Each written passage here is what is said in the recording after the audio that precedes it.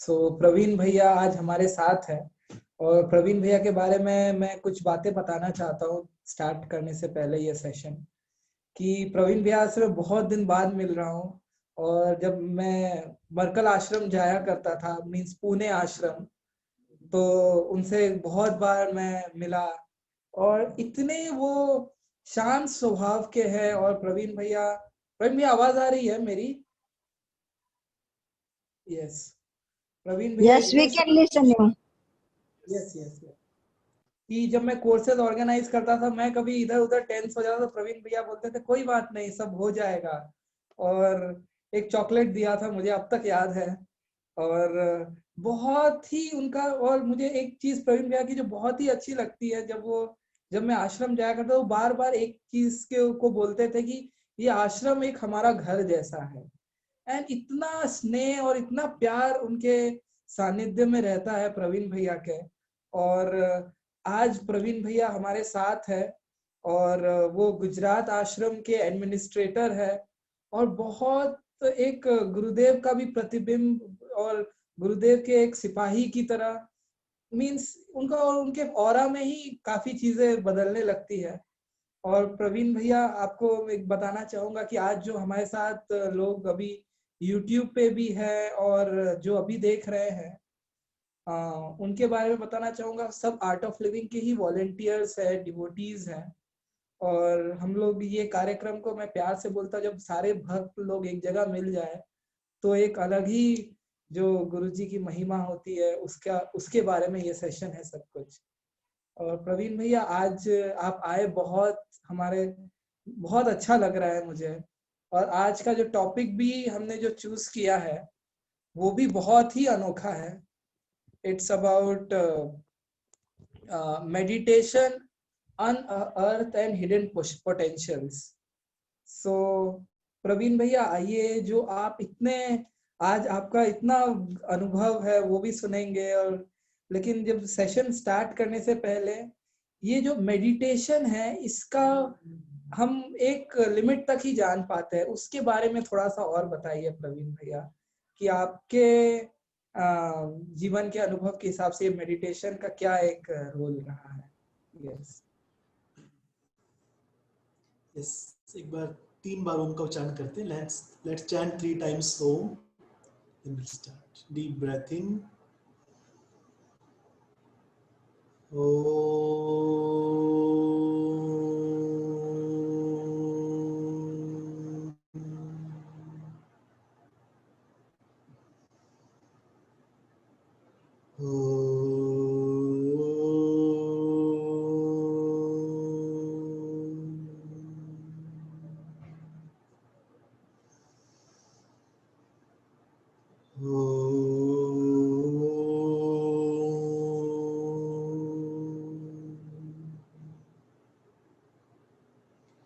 गुरुर्ब्रह्मा गुरुर्विष्णु गुरुर्देवो महेश्वरः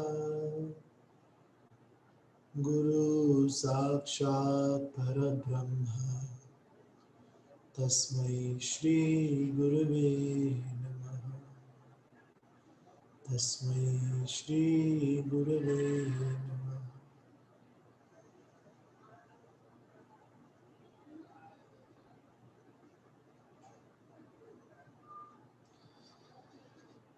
ओके, तो धीरे धीरे आंखें खोल सकते हैं। जय गुरुदेव। जय गुरुदेव भाई। जय गुरुदेव। मेरी आवाज क्लियर है सबको?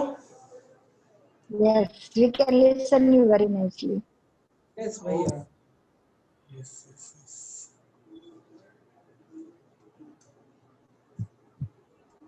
तो अगर मैं अपनी बात करूं मेडिटेशन की, जब मैंने आर्ट ऑफ लिविंग प्रोग्राम शुरू किया था लगभग आज से 10-12 साल पहले, तो मुझे बड़ा इंटरेस्ट था ध्यान करने का। तो मैंने हैप्पीनेस प्रोग्राम किया और उस टाइम मैं जॉब में भी जाना होता था सुबह 7 बजे। तो मुझे इतना इंटरेस्ट था, मैं 3:30 बजे उठता था, सुबह 4 बजे उठता था, कि मुझे अपनी साधना कंप्लीट करनी है।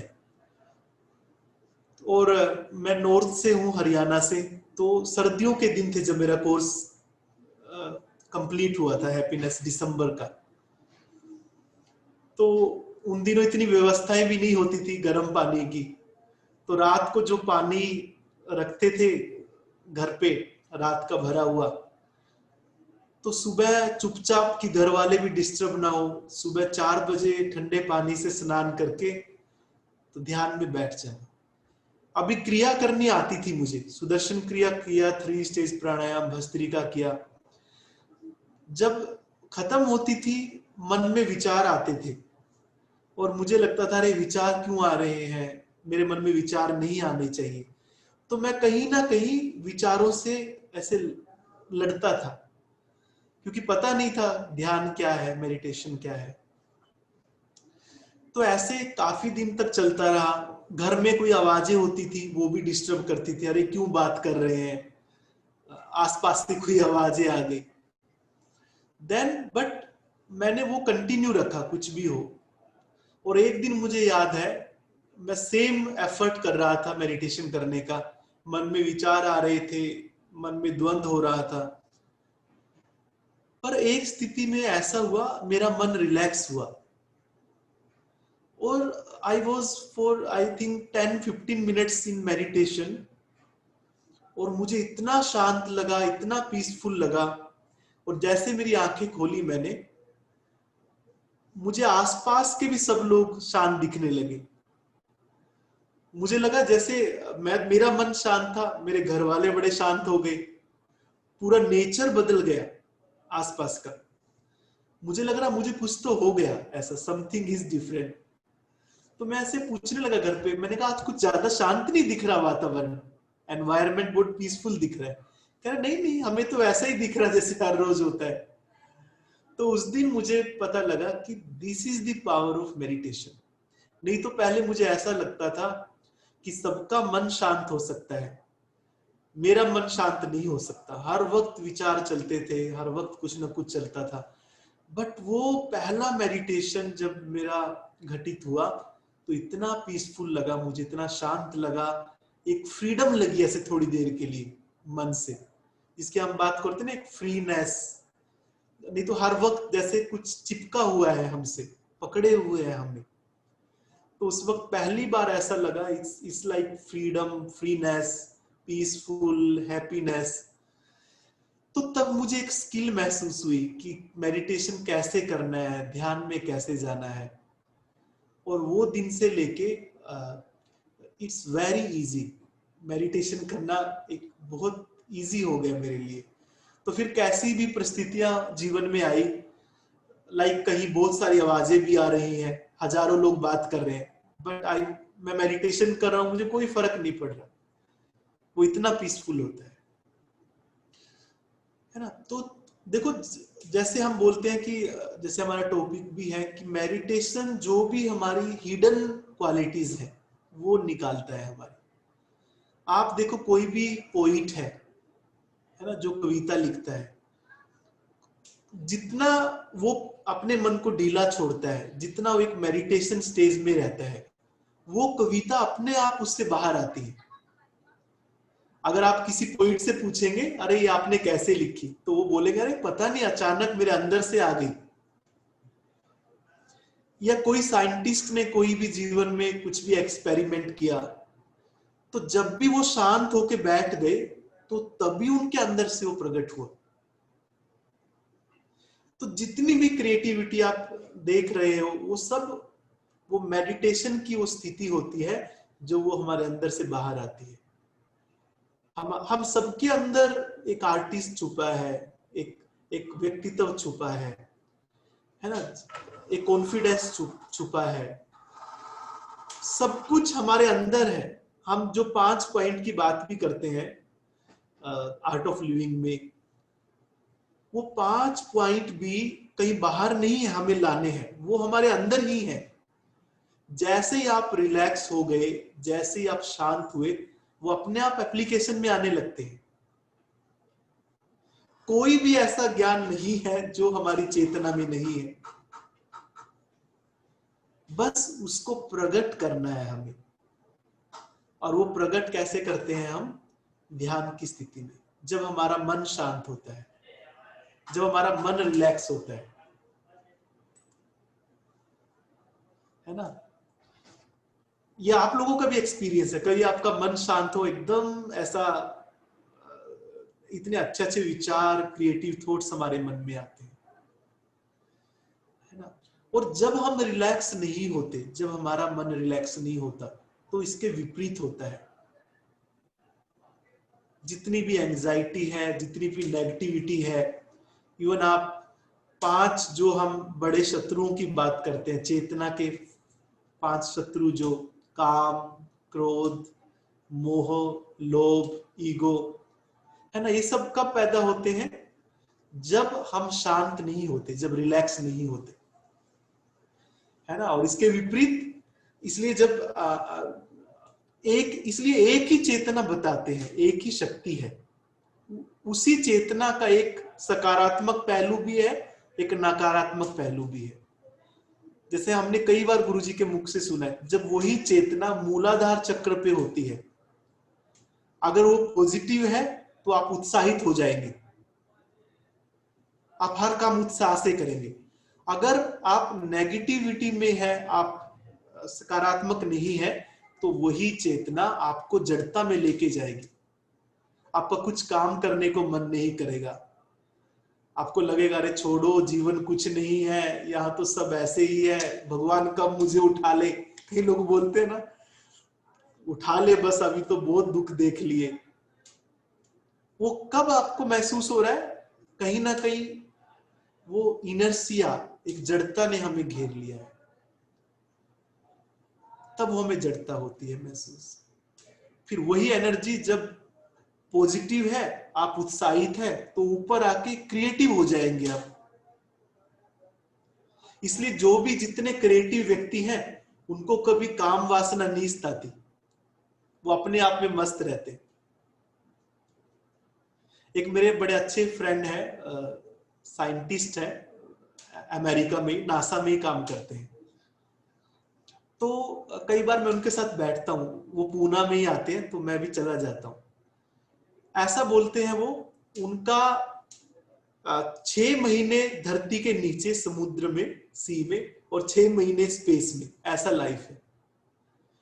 और वो बोलते हैं ये काम वासना के विचार तो कभी दूर दूर तक नहीं आते। वो इतने सेंटर्ड है, इतने फोकस है, इतने क्रिएटिव है अपने काम में, है ना। और जब हम कुछ काम नहीं करते, ऐसे पड़े रहते हैं, तो ऐसे विचार, ऐसी कामनाएं हमें सताती है। तो उसका पॉजिटिव पहलू क्रिएटिव हो गया, और नेगेटिव पहलू हो गया काम वासना। फिर वही 3rd चक्रा पे जब हम आते हैं, मणिपुर चक्रा पे, वहां पे या तो आपको संतोष देगा, एकदम तृप्ति महसूस होगी, या फिर आपको ईर्ष्या महसूस हो सकती है, अतृप्ति महसूस हो सकती है ना। तो इसी प्रकार अगर आप देखो, वो एक ही चेतना है, एक ही चेतना, एक पॉजिटिव पहलू है, एक नेगेटिव पहलू है। अगर आप पॉजिटिव है, वो चेतना ऊपर ऊपर उठ के हमें खिला देगी। इसलिए जो सहस्त्रार चक्र है, उसको हम कमल का फूल बोलते हैं, उसको बोलते हैं उसकी हजारों पंखुड़ियां हैं। ऐसा नहीं कि वहां पे सच में कमल का फूल है, वो ऐसे खिल जाएगा। उसका यही मतलब है कि जब हमारी चेतना पूर्ण खिल जाती है ना, वो खिलने का दर्शाते हैं कमल का फूल। जैसे फूल खिलता है, सुंदर लगता है, ऐसे जब हमारी चेतना खिल जाती है, तो हमें तृप्ति महसूस होती है, हमें आनंद लगता है, उत्साह लगता है। तो मेडिटेशन क्या है? मेडिटेशन एक ऐसी टेक्निक है जिससे हम अपनी पूरी नेगेटिव एनर्जी को पॉजिटिव एनर्जी में बदल सकते हैं। अभी लास्ट एक कोर्स मैं सहज समाधि टीच कर रहा था, उसमें पार्टिसिपेंट बता रहे थे, उनको बड़ा गुस्सा आता था, एकदम एक्सट्रीम, ऐसे पागलों जैसा। 2 दिन के अंदर ही वो मुझे बता रहे थे कि मेरा पूरा एनर्जी शिफ्ट हो गया। अभी मुझे कुछ घर में कोई बोल भी रहा है तो मुझे शांत लग रहा है, मुझे गुस्सा नहीं आ रहा। This is the power of meditation. Positive को नेगेटिव को पॉजिटिव में बदलकर हमारे जीवन को खिला देता है ध्यान। देखो, जैसे मैंने बताया, क्रोध भी एक एनर्जी है, हम उसको खत्म नहीं कर सकते। कोई कोई बंदा कहता है अरे आप अपने गुस्से को खत्म करो, नहीं, बट हम उसको ट्रांसफॉर्म कर सकते हैं।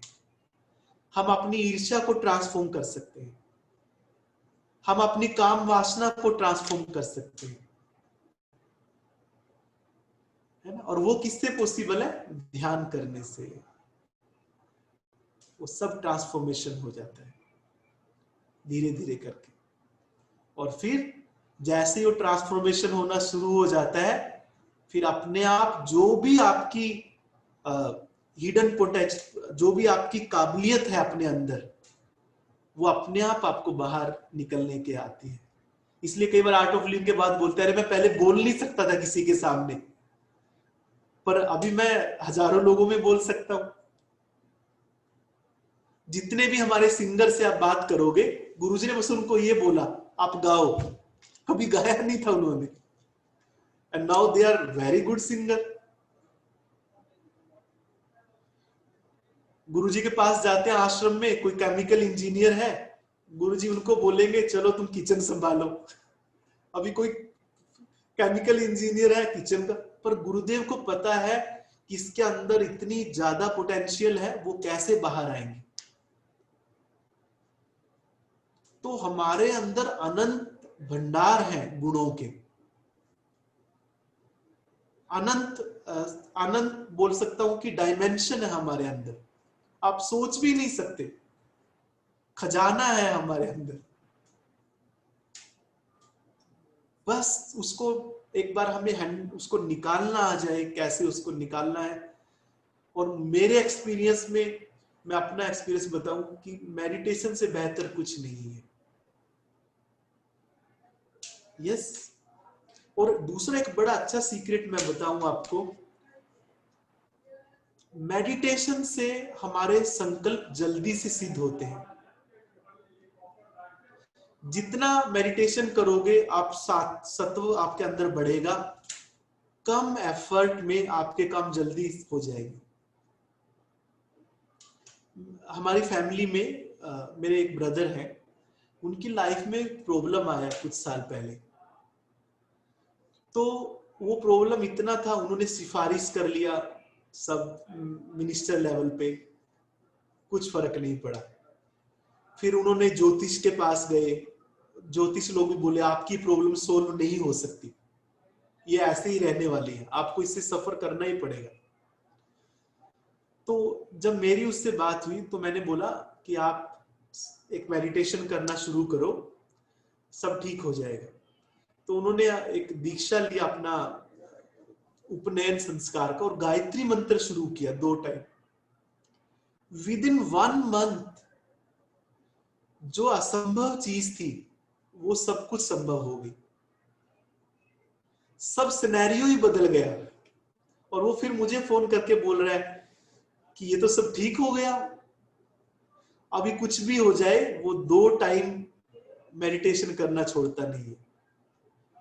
तो जब सत्व हमारे अंदर बढ़ता है तो सिर्फ संकल्प से, आपके सिर्फ आपने सोचा उससे भी काम होने लगते हैं।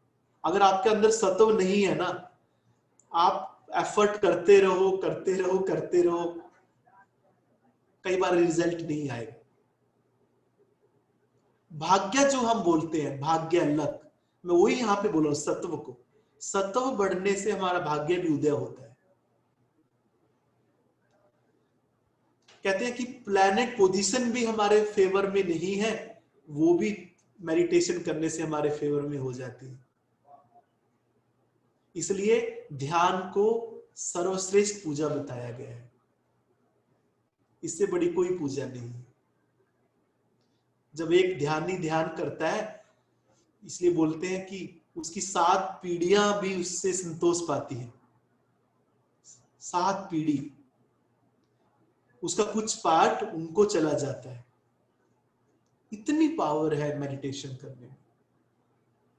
हम अपना तो भला करते ही हैं, साथ में हमारी फैमिली का, हमारे आसपास के वातावरण का, कितने लोग उससे प्रभावित हो जाते हैं मेडिटेशन करने से, और उसकी वाइब्रेशन से भी बहुत फर्क पड़ता है। जब आप ध्यान करते हैं, आप शांत होकर बैठते हो, तो हमारे अंदर से पॉजिटिव वाइब्रेशंस निकलती है, जिससे वातावरण की शुद्धि होती है ना। तो इतनी इतनी पावर, मैं अगर आपको पूरा दिन भी बता, सारी रात भी बताने लगूं मेडिटेशन के बारे में, तो बहुत कम होगा। पर ये मेरा भी एक्सपीरियंस है, जब आप रेगुलर करते हैं ध्यान, मैं यहाँ पे रेगुलर की बात कर रहा हूँ, तो चाहे आपका भौतिक जीवन हो, चाहे आपका आध्यात्मिक जीवन हो, जीवन का कोई भी एस्पेक्ट हो, हर क्षेत्र में आपका जीवन बदल जाता है ना। यस, तो आपको कुछ और पूछना है? यस, ये एक मेरा प्रश्न था। मेडिटेशन को गहरा जब करते हैं तो उसके लिए हमने सुना है सेवा एक बहुत एक इम्पोर्टेंट एक वो है कि सेवा जब करते हैं तो मेडिटेशन गहरा होता है। और इसमें सेवा में एक वो भी आ जाता है दान देना, लाइक द डोनेशन। तो ये इसका क्या एक डोनेशन और सेवा का क्या एक प्रभाव पड़ता है जो हम आश्रम में अपना जो भी देते हैं उसका? देखो, हमारे ऋषियों ने अपने मन की शुद्धि के लिए बहुत अलग अलग तरीके बताए, एक अलग अलग मेथड बताए। देखो, हमारी जो आत्मा है उसका स्वभाव है देना, है ना। हमारी आत्मा का स्वभाव है सिर्फ देना। अगर आप देखो नेचर भी, हर नेचर हमेशा देती ही है, हमेशा सूर्य देव सबको प्रकाश दे रहे हैं, है ना। आप नेचर में किसी चीज को भी देखो, नदियों को देखो, पेड़ों को देखो, हर हर चीज को देखो, वो कुछ दे रहा है। और हमारी जो चेतना है वो कुछ ना कुछ आप नेचर से जोड़ सकते हैं, उसका स्वभाव। लेकिन हम ज्यादातर अपने मन में ही जीते हैं, हमेशा लेने की बात करते हैं। तो जितना हम अपने मन में रहते हैं, मेरा क्या फायदा होगा, मुझे क्या मिलेगा, इससे मेरा क्या है ना, तो उससे क्या होगा, हम अपने सोर्स को, जो हमारा सोर्स है आत्मा का, उसमें नहीं जा सकते। इसलिए अलग अलग माध्यम बताए। दान भी क्या हुआ, कुछ देना। चलो कुछ दे रहा हूं तो उससे हमारा मन एक्सपैंड होता है, हमारी चेतना एक्सपैंड होती है, और एक पॉजिटिवनेस हमारी चेतना में आ जाती है। सेवा भी क्या है, कुछ देना। सेवा का मतलब है, अरे मैं कुछ तो दे रहा हूं समाज के लिए। तो जब भी कुछ भी देने की बात आती है आपके जीवन में, त्याग भी वही बोलते हैं, कुछ देना। तो देने से ही हमारी चेतना एक्सपैंड होने लगती है, हम खिलने लगती है, हम दोबारा उस सोर्स में लौटने लगते हैं। इसलिए जिस दिन आपको अच्छा महसूस नहीं हो रहा हो, उस दिन आप थोड़ा डोनेशन करके देखना, एकदम आपकी चेतना में बदलाव आ जाएगा, चेंज आ जाएगा,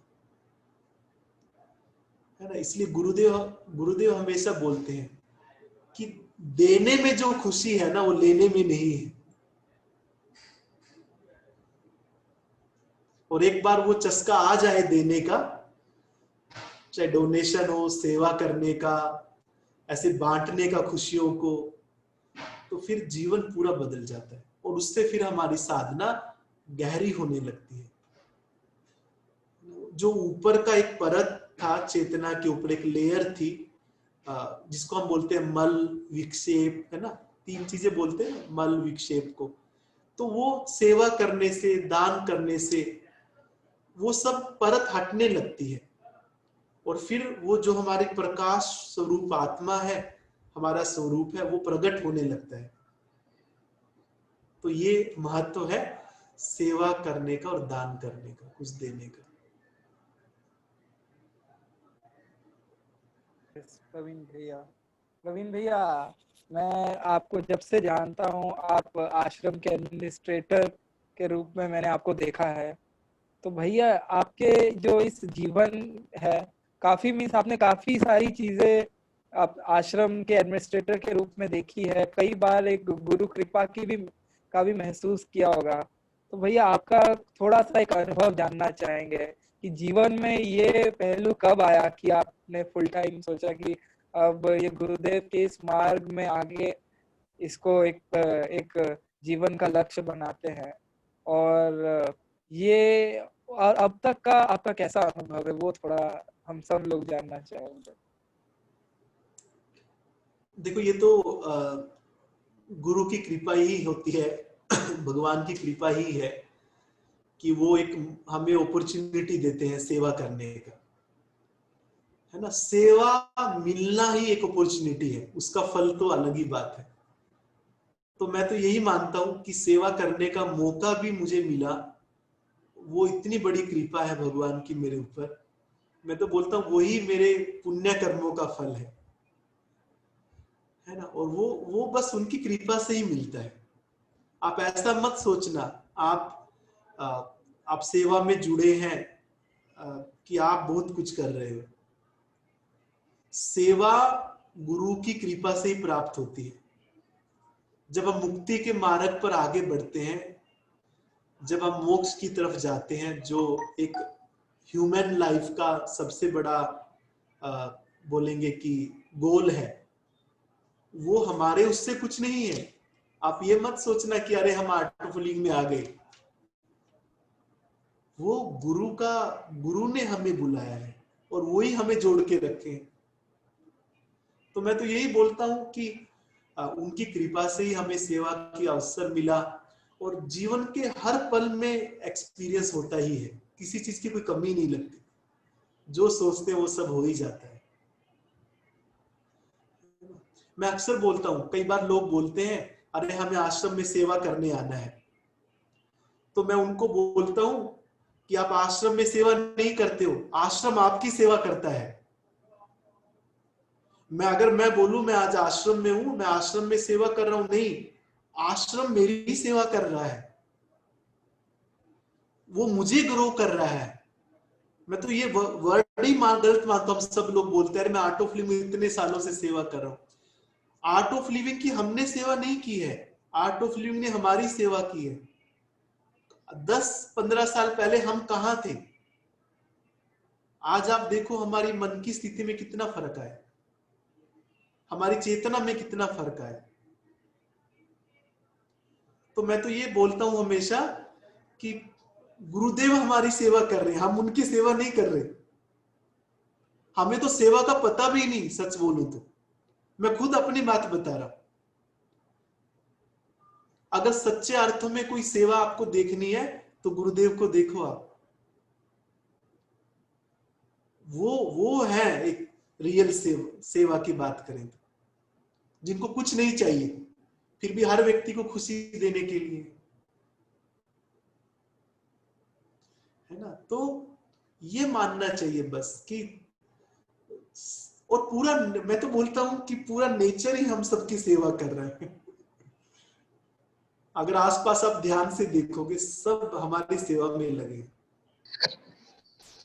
यस, तो सब उनकी कृपा से ही हम उनके पास हैं, हमें कोई भी अपॉर्चुनिटी मिलती है तो बस उसके लिए जितना ग्रेटिट्यूड आप फील कर सकते हो, बस इतना भी आपने दिया सेवा का एक मौका, मैं जुड़ा हूं, उतना भी काफी है, मुझे ऐसा लगता है।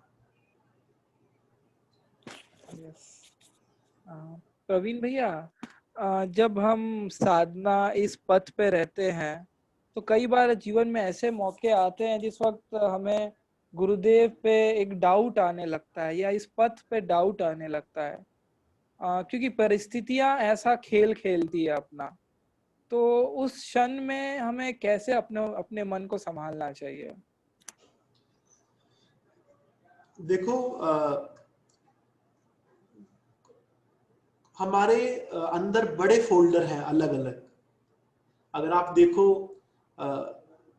हमारा जो कॉन्शियस माइंड है, अनकॉन्शियस माइंड है, सब कॉन्शियस माइंड है। सब कॉन्शियस माइंड में हमारे जन्म जन्म के फोल्डर बने हैं। अच्छे फोल्डर भी हैं, बुरे फोल्डर भी हैं, है ना। कहीं बड़े अच्छे कर्मों का एक फोल्डर बना हुआ है किसी जन्म का, किसी का बुरा। किसी समय ऐसा हो सकता है हमारा मन या हमारा चित्त वो बुरे फोल्डर में चला गया उस एक्सपीरियंस में। तो जैसे ही वो फोल्डर हमारा फाइल खुलता है बुरे कर्मों का, तो उसका रिजल्ट तो आने वाला है।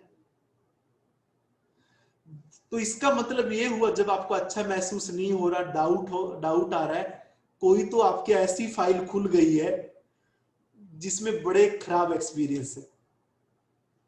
पर उस टाइम हमें ये समझना चाहिए कि कोई तो वो फाइल हमारे अंदर से डिलीट हो रही है, तो पर उसके रिजल्ट में हमें डिप्रेशन जैसा लग सकता है, अच्छा महसूस नहीं हो सकता, डाउट हो सकते हैं, है ना।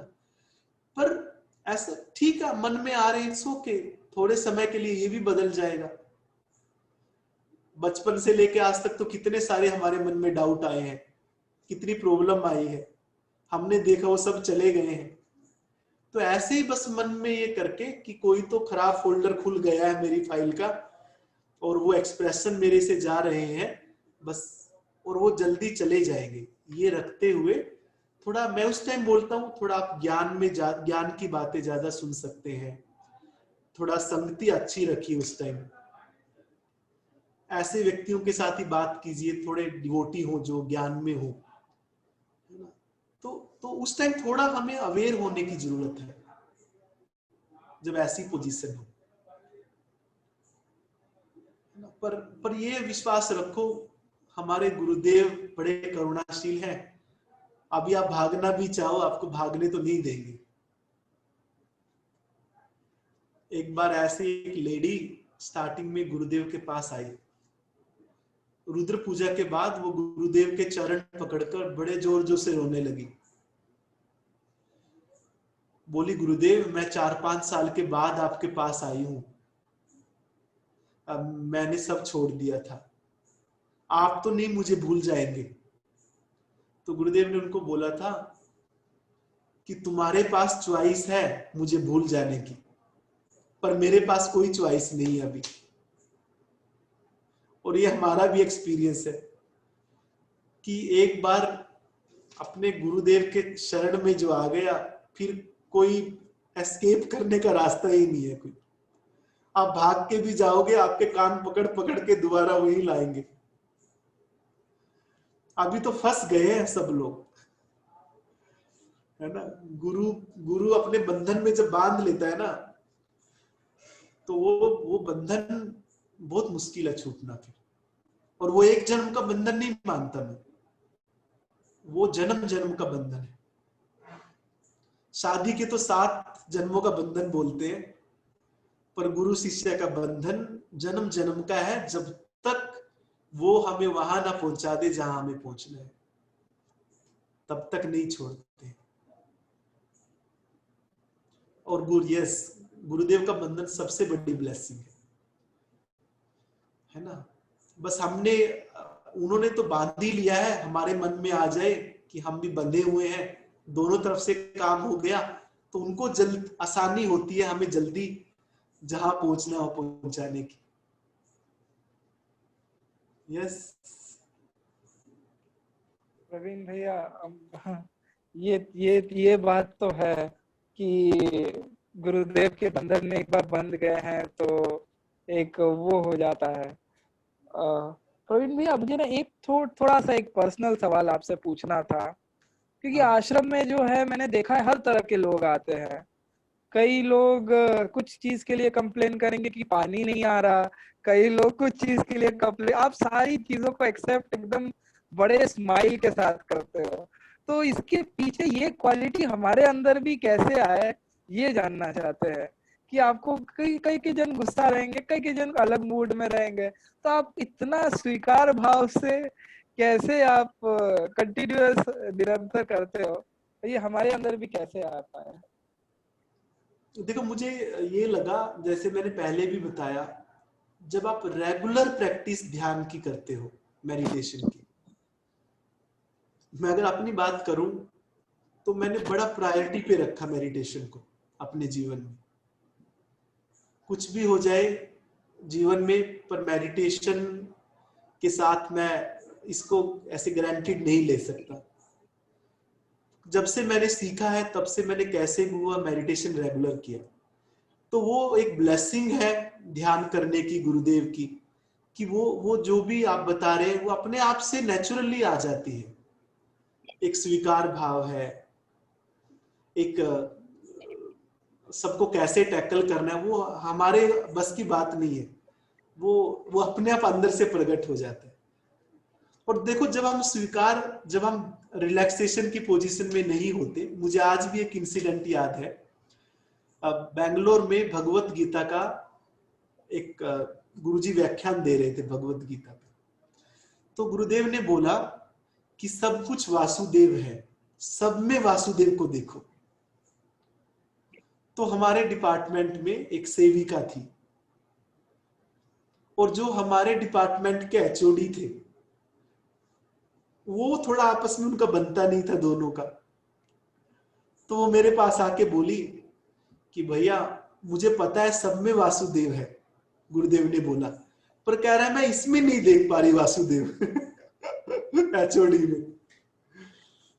तो तब मुझे रियलाइज हुआ, देखो क्या है वहां पे, ज्ञान तो आया मन के अंदर, पर कहीं ना कहीं रिलैक्सेशन नहीं है मन के अंदर।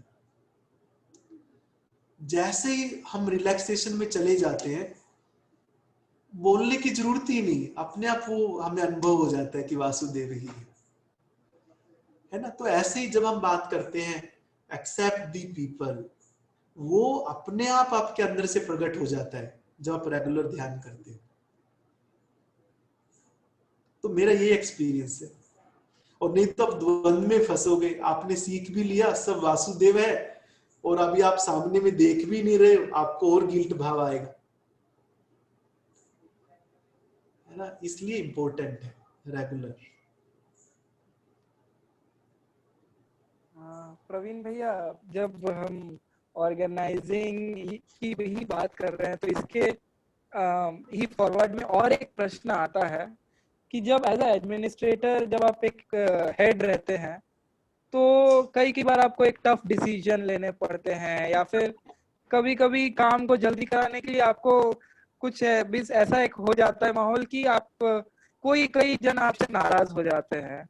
आपका कभी वो इंटेंशन नहीं होता है, एज अ जनरल लोगों की भी बात कर रहा हूँ मैं।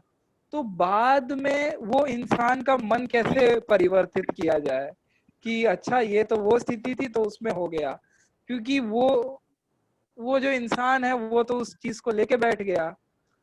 तो इस सिचुएशन में आप वापस से उस टीम को वापस एक हरा भरा कैसे कर पाए, इसके बारे में भी थोड़ा जानना है। देखो सबसे पहले तो ये मानना चाहिए हम किसी के मन को चेंज नहीं कर सकते हैं, है ना। अगर कोई व्यक्ति किसी बात से हमसे नाराज हो गया है तो it will take some time, है ना, कि हम जाके अभी उनको पहले जैसा कर दें, ऐसा तो हमारे हाथ में नहीं है। नंबर एक चीज, हाँ मैं अपनी तरफ से क्या एफर्ट करता हूं कि एक बार उनसे बात जरूर करता हूं, पर वो टॉपिक पे नहीं करता। जैसे मैं पुणे में था, एक बड़े सीनियर टीचर थे, तो क्या हुआ, उनका मेडिटेशन चल रहा था, एडवांस कोर्स चल रहा था उनका, और तभी संडे को कोई ग्रुप आया 50-60 लोगों का। वो बोले हमें ध्यान करना है, सुदर्शन क्रिया करनी है फॉलोअप के लिए। तो मैंने बोला आपके पास 1 घंटा है, आप इसी मेडिटेशन हॉल में करो, और एडवांस कोर्स का जब सेशन होगा तब आपको ये खाली करके देना पड़ेगा। तो उनको कुछ लेट हुआ, और वो जो टीचर थे वो थोड़ा इस बात से गुस्सा हो गए कि ये तो हमें मिला था, तो वो बड़े मेरे ऊपर नाराज हो गए। तो तब तो मैं कुछ नहीं बोला, वो बोल रहे थे, मैं सुन रहा था प्यार से। उसके बाद मैं दोपहर को गया, तो मैंने बोला भैया आज क्या खाएंगे आप लंच में। तो वो कोई बात ही नहीं हमने छेड़ी, जो भाई क्या हुआ था, कोई एक्सप्लेनेशन दे रहा था। तो मैंने बोला आज स्पेशल आपके लिए हमने एक डिश बनाई है, चलो एक साथ खाते हैं खाना। तो मैंने देखा सडनली वो शिफ्ट एक आ जाता है अंदर। अगर हम बार बार एक्सप्लेनेशन में जाएं, अरे नहीं नहीं मैं ऐसा करना चाह रहा था, मेरा ये इंटेंशन नहीं था, तो मुझे लग रहा है वो बात को ही हम छोड़ के एक बिल्कुल स्टार्टिंग से उस कोई और चीज पे जाए तो एक अच्छा रिलेशनशिप हो जाता है। तो ऐसा करना पड़ता है हमें। मान लो आज शाम को किसी से कुछ झगड़ा भी हो गया, सुबह जाके उसको पूछ लेंगे, भैया आपका नाश्ता ठीक ठाक हुआ, क्या लेंगे आप चाय में, दूध में, तो ऐसे ऐसे ठीक हो जाता है। फिर बस अटकना नहीं है हमें। कई बार हमें पता है कि गलती उसकी भी है, पर उसको दिख नहीं रहा उसकी गलती है ना। तो वो एक दूरी जो आ रही है, चाहे गलती किसी की भी हो, पर अगर हमारी वजह से रिलेशनशिप सुधर सकता है, वो एक अच्छा बेहतर हो सकता है, तो मुझे लगता है कि इसमें कोई वो नहीं कि हम पहल कर ले जाके, उससे हम छोटे नहीं हो जाते, मुझे ऐसा लगता है। तो कई बार मुझे लगता है अरे मैं क्यों जा, मेरा मन बोलता है अरे मुझे क्यों जाना है उसके पास, मेरी गलती नहीं है, लेकिन फिर भी मुझे लगता है अरे नहीं कुछ नहीं होता, और वो इतना अच्छे से हैंडल हो जाती है फिर सिचुएशन। और अगर कई बार नहीं हो रही तो फिर मुझे मेरे जीवन में दूसरा सबसे बड़ा जो प्लस पॉइंट रहा है वो रही है प्रेयर, प्रार्थना।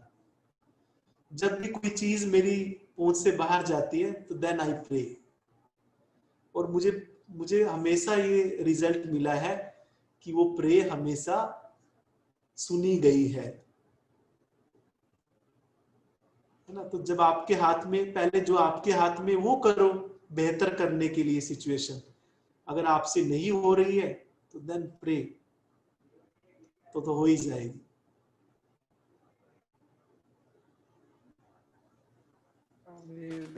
ये कभी कभी ऐसी सिचुएशन आपके जीवन में तभी भी आती होगी जब गुरुदेव आश्रम में हो, सब लोग चाहते हैं गुरुदेव से मिले, लेकिन एक जो सिक्योरिटी होती है काफी टाइट होती है।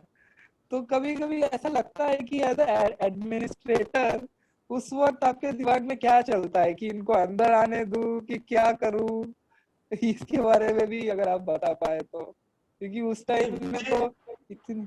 हाँ मुझे ऐसा लगता है कि मैक्सिमम मैक्सिमम मैक्सिमम लोग, जितने लोग मिल सकते हैं गुरु से, देखो यहाँ भी मैं आपको ये बताना चाहता हूँ कि गुरुदेव को जिनसे मिलना है ना, आप कहीं भी खड़े हो, वो किसी भी तरीके से आपसे मिल ही लेंगे। नंबर एक चीज है, यहाँ पे गुरु और शिष्य का रिलेशनशिप है, आप में कितनी इंटेंसिटी है उनसे मिलने की, कितनी तड़प है, कितनी लॉन्गिंग है।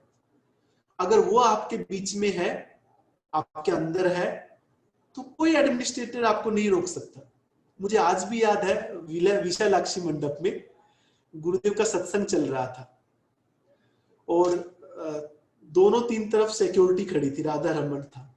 एक व्यक्ति जोर से भागा गुरुदेव की तरफ स्टेज पे, सब उसको पकड़ने लगे और गुरुदेव ने हाथ दे दिया उसकी तरफ अपना, और हाथ पकड़ के उसको स्टेज पे खींच लिया।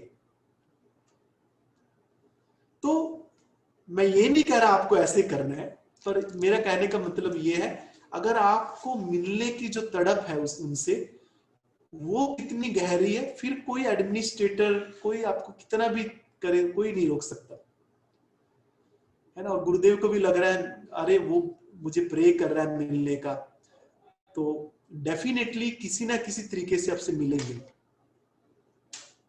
ये उनके अलग अलग मेथड है मिलने के, ये बहुत सुंदर है। मुझे आज भी याद है, मैं शुरू में बेंगलोर आश्रम में था स्टार्टिंग में, तो गुरुदेव हर साल कुछ लोगों को लेके ट्रिप पे जाते थे अलग अलग जगह।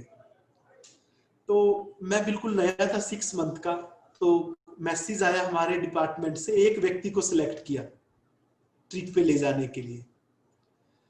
तो मुझे पता चला जो जो बड़े सीनियर लोग थे बेंगलोर आश्रम में, उनको गुरुदेव लेके कहीं बाहर जा रहे हैं 4-5 दिन की ट्रिप पे।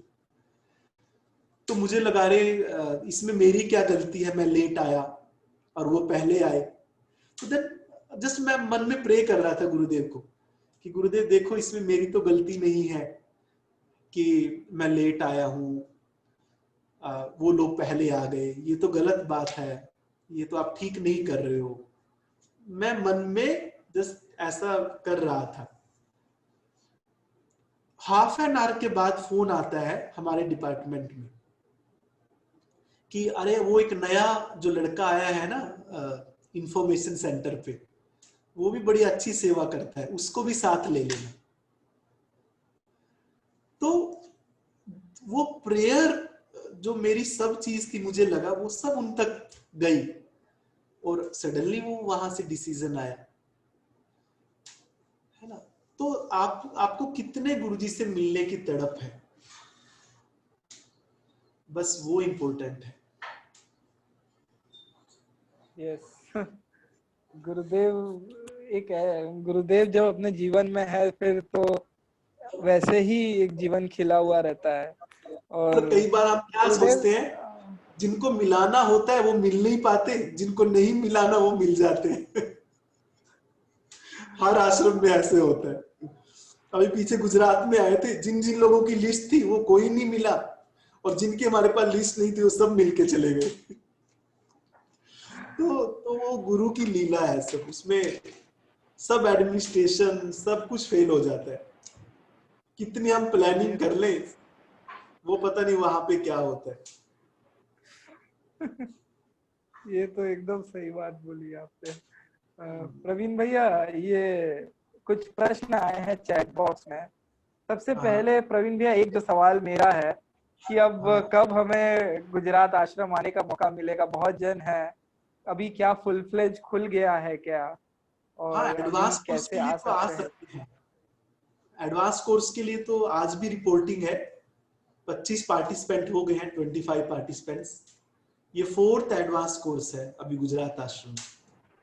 तो बड़े सोशल डिस्टेंसिंग में सबको सिंगल रूम देते हैं हम, किचन में भी अच्छे से सोशल डिस्टेंसिंग फॉलो होता है। और मैं समझता हूँ इससे वीआईपी कोर्स कोई नहीं हो सकता। सिंगल रूम में रहो आराम से, अच्छे से कम पार्टिसिपेंट में कोर्स करो। तो मैं तो बोलता हूँ बहुत बहुत अच्छी अपॉर्चुनिटी है अभी कोर्स करने की। तो कोई भी करना चाहे तो ऑफलाइन कोर्स कर सकते हैं। डेफिनेटली। फिर तो ये सब जितने भी लोग हैं बहुत दिन से ऑफलाइन कोर्स के लिए वेट कर रहे थे, बहुत महीने हो गए, तो अभी जरूर एक आ सकते हैं। Most welcome. यस। प्रवीण भैया, और एक प्रश्न आया है भारत जी का कि आश्रम में सेवक बनने के लिए कोई एज लिमिट है क्या? ऐसा पूछ रहे हैं, उनको सेवक देखो बनना वैसे तो एज लिमिट कुछ नहीं है, पर कई बार हमारा ऐसा एक्सपीरियंस है, कुछ लोग आ जाते हैं, उल्टा हमें उनकी सेवा करनी पड़ती है आके। तो वो ना करें बस ऐसा कि आप एक हेल्प के लिए आश्रम में, उल्टा हमें उन लोगों की हेल्प करनी पड़े। इसलिए एक ही फॉर्मूला है, थोड़ा फिट रहे जब आश्रम में सेवा के लिए आए, हेल्दी हो, है ना। तो बाकी तो कुछ नहीं, हेल्दी और फिट होने चाहिए। ओके। तो अभी मींस वैसे सेवा के लिए खुला है कि आप अभी सोशल डिस्टेंसिंग है, कैसा है? हाँ, सेवा में अगर किसी सेवा को करना, आना है 1-2 महीने के लिए तो आ सकते हैं। यस। ओके।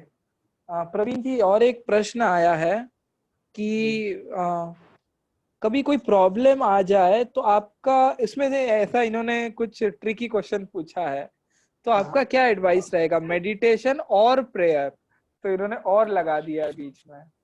मुझे प्रेयर हेल्प ज्यादा, मेरा एक्सपीरियंस सुनोगे तो प्रेयर ने बहुत हेल्प किया है ना। आप जुड़ के, जो आप उस जो प्रॉब्लम है आपके जीवन की, बस आप जिसको भी आपसे विश्वास है, गुरु के साथ जुड़ के, है ना, तो प्रेयर करके कि ये कैसे ठीक हो सकती है, उसने मेरे जीवन में बदलाव लेके आया है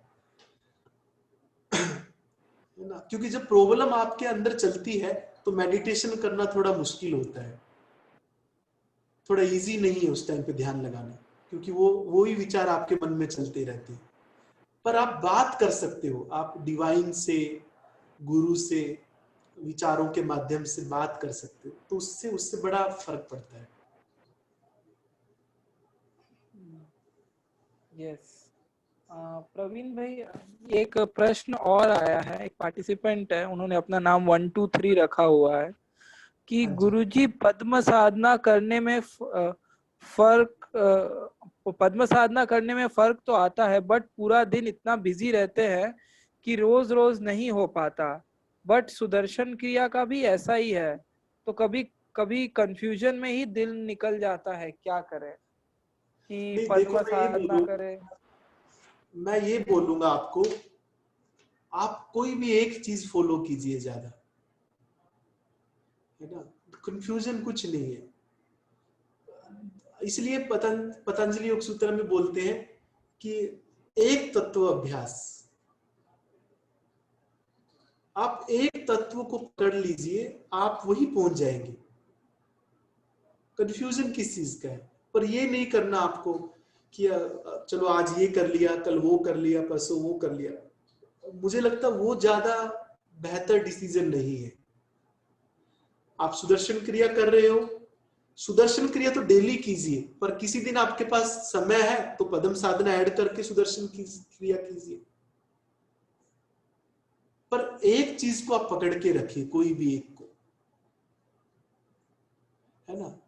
मैंने उसमें देखा, नहीं तो हमारा मन बड़ा चालाक है, हमें घुमाता ही रहता है, उसको मजा भी आता है घुमाने में, है ना। तो आप बस एक तत्व को पकड़ लीजिए, उसको डेली करें। ज्यादा समय है तो उसमें कुछ ऐड और कर सकते हैं पहले, पर उसको रेगुलर कीजिए। अभी मैं बाकी सब लोगों से भी रिक्वेस्ट करूंगा, आपको कुछ कहना है या शेयर करना है प्रवीण भैया के साथ, तो आप अनम्यूट कर सकते हैं अपने आप को। बहुत सारे लोग जुड़े हुए हैं, करीब 40 लोग हैं। हाँ कहिए।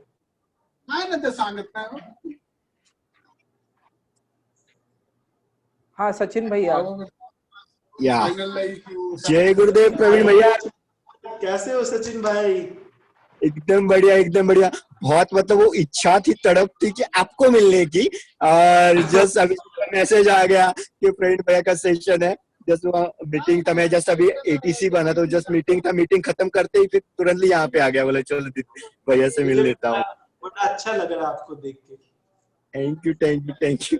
नहीं, सच में प्रवीण भैया का नॉलेज सेशन, प्रवीण भैया का प्रेजेंस ही मुझे मतलब बहुत भाता था। जैसे वो अपने यहाँ में रुद्र पूजा में आए थे, बरकल आश्रम, पुना आश्रम में बहुत साल थे।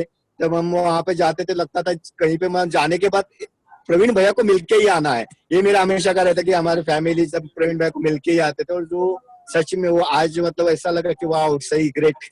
थैंक यू भैया, thank you, thank you. Amazing, amazing. आपकी डेडिकेशन जो सेवा की है वो एकदम सुपर। आप जैसे वॉलेंटियर को पकड़ के रखते हैं ना, जैसे उनको तैयार करते हो, वो आपसे सच में सीखना चाहिए। It's very nice. Thank you भैया, thank you, thank you. Amazing, amazing. Yes. और भी बहुत सारे जन जुड़े हैं, आपको कुछ शेयर करना है, कुछ कहना है तो अनम्यूट कर सकते हैं। हमारे पास 2-3 मिनट और हैं। सर मेरा एक छोटा सा प्रश्न है आपसे सर। प्रणाम जी जी। गुरुजी। सर कई बार हम लोग अपने मेडिटेशन में हम बैठते हैं, लेकिन हम लोग पूरा कंसंट्रेट नहीं कर पाते। तो समटाइम कभी फीलिंग्स आती है कि are we actually qualified for the meditation और नॉट। इसमें हमको थोड़ा सा गाइड कीजिए सर। यस गौरव जी, मैंने जैसे स्टार्टिंग में बताया था, जब मैंने मेडिटेशन शुरू किया, मुझे सच में शुरू में ऐसा लगता था कि मेरा मन कभी शांत नहीं हो सकता। मेरे मन में इतने विचार चलते थे, और बोलता हूँ 170 किलोमीटर की रफ्तार से, इतनी तेजी से फास्ट होते थे। लेकिन रेगुलर किया मेडिटेशन करता गया, देन स्लोली वो विचार की फ्रीक्वेंसी में कमी आने लगी। और कई बार तो इतना एक विचार शून्य भी होता है मन, है ना। बहुत अच्छा अनुभूति होती है। मैं इसमें आपको एक ही बात बोलूंगा, प्रैक्टिस। और थोड़ा सा समझ ध्यान के प्रति। और मैं बोलूंगा मेडिटेशन कोई कंसंट्रेशन नहीं है, इट इज डी कंसंट्रेशन। ध्यान कुछ नहीं करने की कला है। बस आप थोड़ा, जब आप सोते हो ना, अपनी नींद को थोड़ा समझ लो, थोड़ा सा। अगर आप अपनी नींद को समझ गए, अपनी निद्रा को समझ गए, तो थोड़ा ध्यान भी समझ आने लगता है। जैसे नींद में जाने के लिए आप कुछ नहीं करते हो, जस्ट रिलैक्स। ऐसे ध्यान में भी आप बस बैठ गए, सब ढीला छोड़ दिया आपने, वो अपने आप से घटित होता है। क्योंकि कुछ करने का मतलब हुआ मन आ गया बीच में, या ईगो आ गया, मैं कुछ कर रहा हूं। ये जो आई है ना, आई कुछ करने का जो है, यही प्रॉब्लम है। जिस पल भी ये आपसे ड्रॉप हो गया ध्यान करते हुए, उस टाइम आप ध्यान में चले गए। और इसको भी कैसे ड्रॉप करना है, वो अपने आप होता है नेचुरली। धीरे धीरे आपको उस कला आ जाती है करने की। अगर आपने सहज नहीं किया तो सहज भी कर सकते हो। थोड़ा और उसमें ध्यान के बारे में ज्यादा बताते हैं। यस। इंडिया, एक प्रश्न आया है चैट बॉक्स में, आश्रम में अभी कोई बीटीपी हो रहा है क्या? एक प्रश्न है। बीटीपी नहीं, अभी तो नहीं हो रहा कोई। अभी advance course, happiness course, DSN, अभी 3 कोर्स ही प्लान है। Yes, okay. बीएसएन है अभी, मतलब डीएसएन है, यस। अरे वाह हमें डीएसएन बहुत दिन हो गए किए हुए, तो वो कब से, अगर आप बता सकते हैं अगर भैया तो। डीएसएन है अभी अक्टूबर में 18, 19, 20। Okay okay okay, yes. जितने भी लोग हैं वो कर लेंगे। प्रवीण भैया, बहुत ही अमेजिंग एक सेशन रहा। तो प्रवीण भैया, आपका आखिरी मैसेज हम लोग सबके लिए क्या होगा? जय गुरुदेव। यस। वो नवरात्रि का क्या प्रोग्राम है? नवरात्रि में भी एडवांस कोर्स है, 5 डेज और 7 डेज। पूजा पूजा पूजा भी रहेगी, साथ के में पूजा भी संकल्प रहेगी। क्या? हाँ, वो आपको एक बार आप इंक्वायरी करेंगे रिसेप्शन से, तो आपको बता देंगे sir. Yes yes yes yes, okay okay. तो मैं बस इतना ही आपसे कहूंगा, जो मैंने अपने जीवन में बदलाव, चेंज देखा। एक तो आप एक चीज को पकड़ के ही रखिए। अगर आप, और मैं सबसे बेहतर आपको बताऊंगा सुदर्शन क्रिया और साथ में सहज मेडिटेशन, आप ये रेगुलर कीजिए। दिन में 2 बार ध्यान जरूर करें, रेगुलर करें बिना ब्रेक के। उसी से आपका पूरा जीवन चेंज हो जाएगा। कुछ और एक्स्ट्रा करने की जरूरत ही नहीं है ना। और एक्सरसाइज भी थोड़ा इंपॉर्टेंट है। मान लो आप 10-15 मिनट आसन जरूर करें, सुबह टाइम नहीं है तो शाम को करें, है ना। आसन, थोड़ा एक्सरसाइज भी साथ में जरूरी, अच्छा रहता है उससे। और ध्यान और क्रिया, बस इतना आप करें। बाकी तो गुरुदेव है ही है साथ में, जहां जाना है हमें कुछ कमी होने ही नहीं देंगे वो, है ना। इसलिए एक भजन है, उस पंजाबी में बोलते हैं उसको कि बिन बोलिया सब कुछ जानदा, कि भगवान को कुछ बोलने की भी जरूरत नहीं है। गुरु को बिना बोले ही हमें कोई पीड़ा आने से पहले उनको पता होता है ना। और वो हमें प्रोटेक्ट भी कर देते हैं उससे। बस वो हमारा लिंक उनसे रहे। जैसे हम वाईफाई के कनेक्शन में रहते हैं ना, तो फोन कनेक्ट रहता है, ऐसे बस वो वाईफाई का, गुरु का तो है वाईफाई कनेक्शन हमारे चारों तरफ। हमारा बस हमें जोड़ के रखना है उसके साथ, फोन कनेक्ट करके रखना है। उनकी रेंज सब जगह पे है, हर पल है ना, सब जगह है और हर पल है, इस समय भी है। बस ये ध्यान रखना।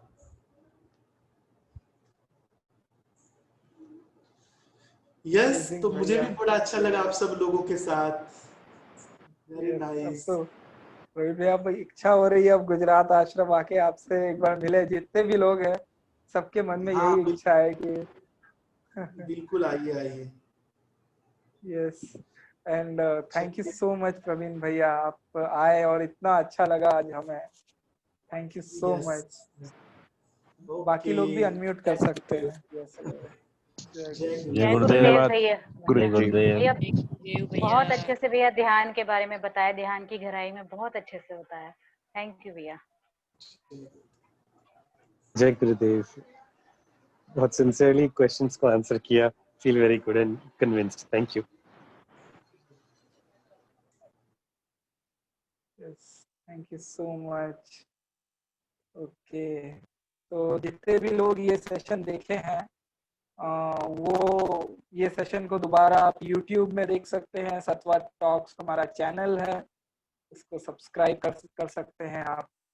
और प्रवीण भैया से आप गुजरात आश्रम, वसत आश्रम जब भी जाएं तो अभी सब लगभग DSN खुल चुका है, एडवांस कोर्स भी हो रहे हैं, तो definitely you can go there and enjoy the course. And thank you so much, इतना अच्छा लगा। सचिन भैया, बहुत ही अच्छा लगा। सचिन भैया is my teacher, first happiness course teacher. इतना अच्छा लगता है जब सचिन भैया को देखते हैं तो। And thank you so much Sachin भैया also for joining. And thank you so much everyone.